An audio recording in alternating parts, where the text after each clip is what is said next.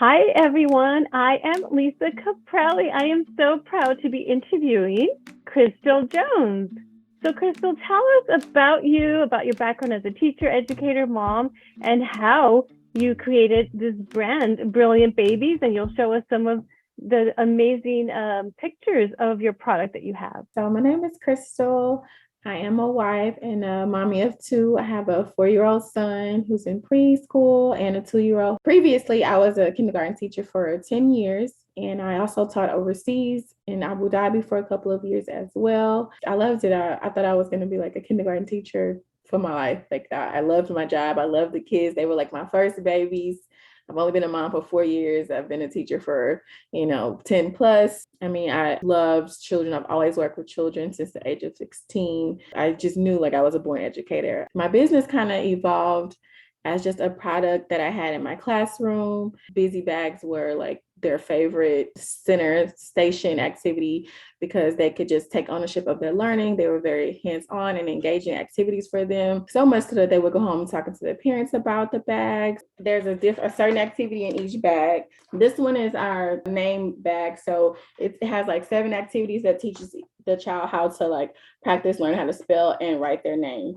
So they have magnet letters, Play-Doh, dry erase, puzzles, everything is included in the bag. And I also saw you have some creative flashcards as well. So they're pretty much feelings and emotions. That one showing excited, lonely, and teaching this. And why is it important that we teach social emotional learning skills, feelings and emotions to young children? It's so important. And I think the flashcards are the first step of them just being able to honestly identify how they're feeling. They can't always communicate. Sometimes they don't understand, how they're exactly feeling. So the first step is being able to identify how they're feeling because they can't always effectively communicate. That's why they act out.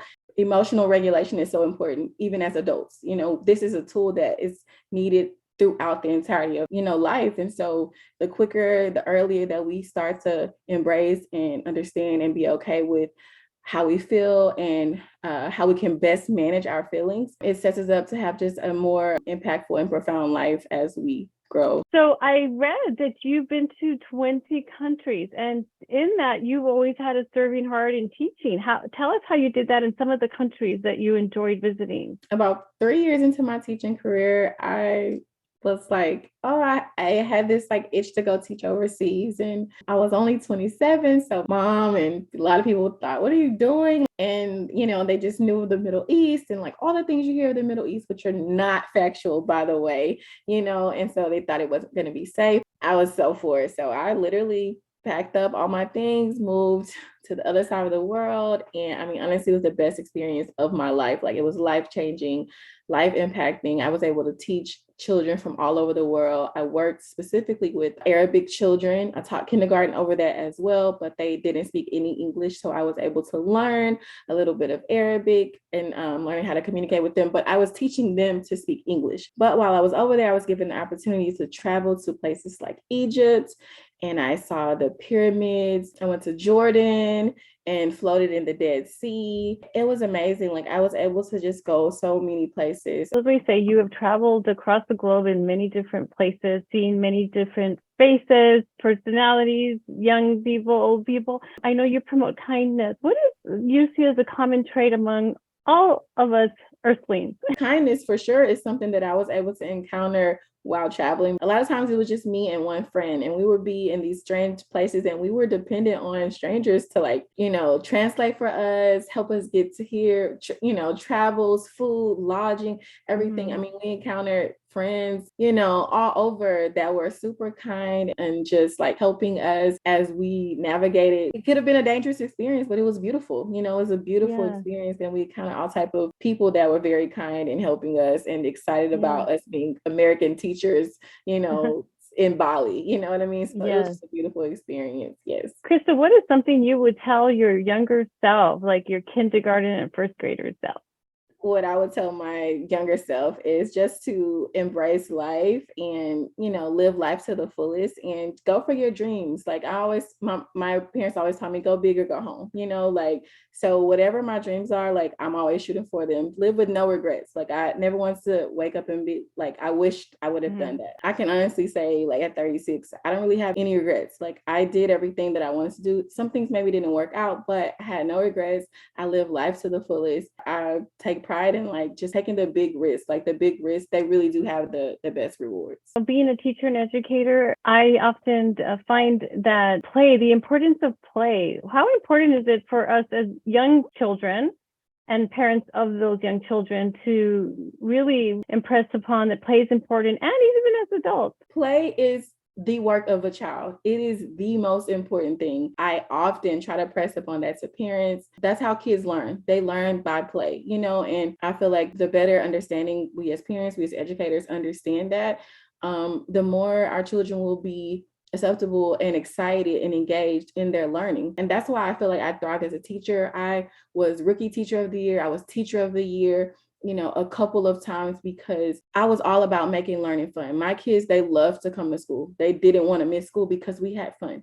Everything was all about being, engaged, excited about coming to school, having fun. Like, my theme in my classroom was learning is a party. We had fun all the time. We danced, we sang, we played games, but we were learning. And my kindergartners were leaving on second and third grade levels because they didn't even realize that they were learning. They thought everything was a game because that's how I set it up. So tell us the age groups for Brilliant Babies.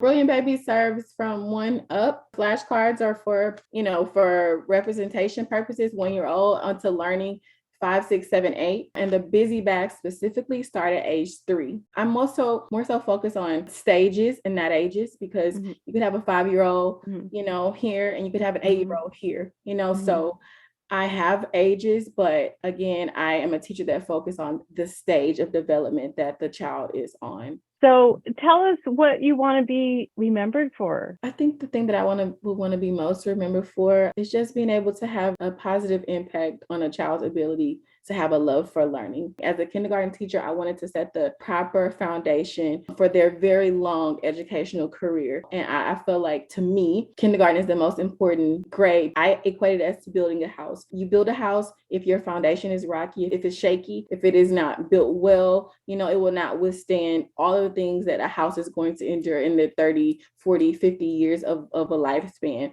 And that's how I felt as a kindergarten teacher. Like, it is up to me to set a sturdy, strong, solid foundation of education at their very first encounter with school. My kids, my first class now is going into the 11th grade.